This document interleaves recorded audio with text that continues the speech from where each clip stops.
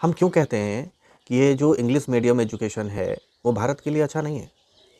सबसे पहले तो ये हमारी भाषा नहीं है, तो हमारे बच्चे समझ नहीं पाते हैं, रटते हैं। तो जब समझ नहीं पाते हैं, रटते हैं, तो उनके अंदर जो सोचने समझने की शक्ति है वो विकसित नहीं हो पाता। दूसरी बात कि जो इन्फॉर्मेशन हमें प्रदान की जाती है वो भी भारत को सूट नहीं करता। अब आप देख लो इंग्लिश मीडियम किताबों को पढ़ो, उसमें क्या लिखा है कि सीजन 4 होते हैं, लेकिन भारत में कहाँ सीजन 4 है? यहाँ तो 6 सीजन होते हैं, है ना। गर्मी, ठंडा, बरसात, पतझड़, हेमंत और बसंत, 6 ऋतुएं हैं। दूसरी बात कि ये हमारा इतिहास हमें गलत बताता है। अब ये कभी नहीं बताएगा कि भारत में अंग्रेजों ने क्या अत्याचार किया, क्या लूटपाट मचाई, है ना।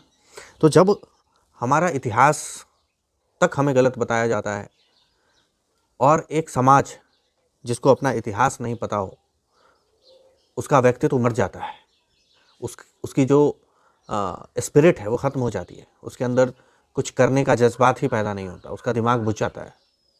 दूसरी बात कि हमारा संस्कार जो है, जो भारतीय संस्कार है, वो बदल जाता है।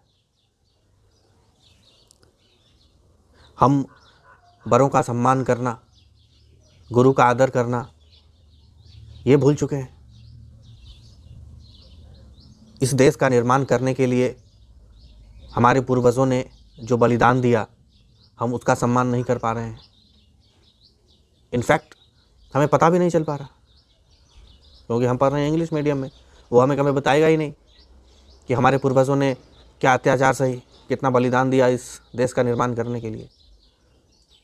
तो हमने जो कीमत चुकाई है वो हमें पता ही नहीं चलता, हमारे अंदर वो जज्बात ही पैदा नहीं होता कि हमें कुछ करना है अपने देश के लिए, अपने समाज के लिए, तो हम कुछ पूरा कर नहीं पाते, हमारा व्यक्तित्व मर जाता है।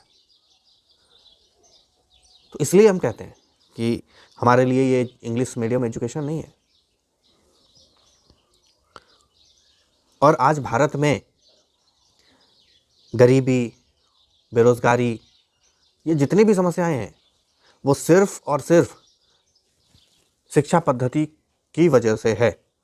जिस दिन हमारा शिक्षा पद्धति सही हो जाएगा, भारत से सारी समस्याएं दूर हो जाएंगी, गरीबी, बेरोजगारी, सारी चीज़ें मिट जाएंगी।